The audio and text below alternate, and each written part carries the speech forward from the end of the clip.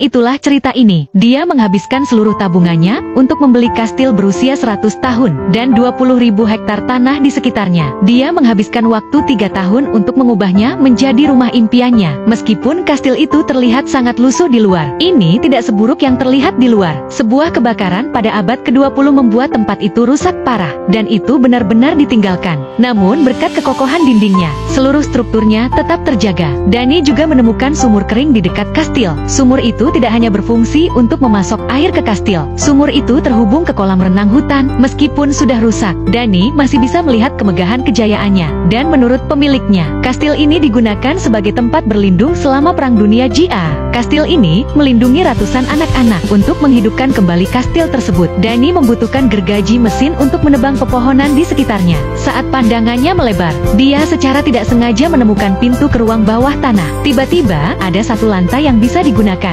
Danny tidak punya waktu untuk merayakannya. Dia kembali memotong, dan kemudian dia harus memasang mesin pemotong rumput, dan membersihkan rumput liar yang telah tumbuh begitu liar. Anak tangga pun dibersihkan dari rumput liar dan lumut. Meskipun kastil itu adalah sebuah cangkang kosong, Danny tidak memilih untuk merobohkannya, dan membangunnya kembali. Dia ingin mengembalikan kastil tersebut sedekat mungkin dengan bentuk aslinya, dan menjadikannya bangunan yang megah lagi. Lagi pula, dia memiliki sejumlah tabungan. Keesokan harinya, Danny bersiap untuk menjelajahi ruang bawah tanah yang dia temukan kemarin. Untuk memberikan keberanian pada dirinya sendiri, dia mengajak kedua putranya yang masih kecil, dan kemudian dia memberanikan diri untuk masuk ke ruang bawah tanah. Ternyata ruang bawah tanah itu sangat luas, dan desain dari 4 koridor memastikan sirkulasi cahaya dan udara. Danny menduga bahwa ini adalah tempat tinggal para pelayan. Tidak hanya ada kamar tidur dan toilet, ada juga perapian besar. Perapian itu terhubung ke pipa-pipa untuk menghangatkan kamar-kamar tidur di lantai atas. Berpikir bahwa dia akan bisa merasakan sensasi rumah yang besar,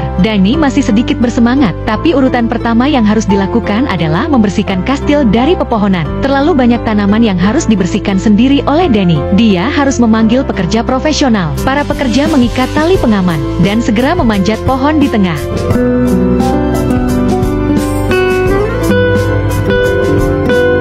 Dari pandangan udara, kastil ini sekarang jauh lebih luas dan bersih. Agar lebih mudah dibersihkan, setelah pohon itu mengering, Danny melepas bingkai jendela terlebih dahulu, agar kastil dapat dipulihkan dengan sempurna. Dia harus mengirimkan kusen-kusen itu ke bengkel temannya terlebih dahulu. Danny akan menghabiskan banyak waktu untuk membuat replika satu-satu. Jendela-jendelanya akan terlihat persis sama seperti 100 tahun yang lalu. Keesokan harinya, Danny mengambil gerobak dorong, dan mulai membersihkan ruang bawah tanah. Apa yang tidak dia duga, setelah menyingkirkan material bangunan yang runtuh, dia dapat melihat ubin lantai berusia ratusan tahun yang telah diawetkan. Dia pikir dia bisa menghemat biaya renovasi. Danny langsung termotivasi. Mengingat pepohonan menyulitkan kru konstruksi untuk keluar masuk, Danny menghabiskan waktu 2 bulan untuk memotong kayu-kayu di sekitarnya, untuk memastikan jalan tersebut bebas dari lalu lintas. Namun saat mengerjakan proyek tersebut, dia menemukan pohon yew berusia 156 tahun. Danny segera memutuskan untuk mengalihkan semua jalan di sekitarnya. Dia bahkan tidak ingin membuang ranting-rantingnya. Dia menggali lubang yang dalam di depan rumah,